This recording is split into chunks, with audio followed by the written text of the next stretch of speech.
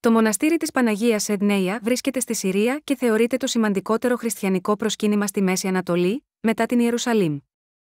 Η μονή χτίστηκε το 547 μετά Χριστόν. Λέγεται ότι ο αυτοκράτορας Ιουστινιανός, διασχίζοντας τη Συρία κατά τον πόλεμό του με τους Πέρσες, δοκιμάστηκε σκληρά σε αυτά τα μέρη μαζί με το στρατό του λόγω ελλείψεως νερού.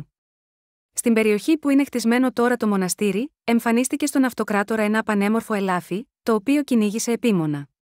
Καθώς το ελάφι έφτασε σε μια πηγή με νερό, πήρε τη μορφή της Παναγίας, η οποία ζήτησε από τον Ιουστινιανό να της χτίσει εκείνο ακριβώς το σημείο ένα μοναστήρι, εις ανάμνηση του θαύματος που τους έσωσε από την έλλειψη νερού. Επιστρέφοντας από τον πόλεμο, ο Ιουστινιανός διέταξε τους αρχιτέκτονες του να σχεδιάσουν ένα μοναστήρι για να το χτίσει στο σημείο που του υπέδειξε η Παναγία.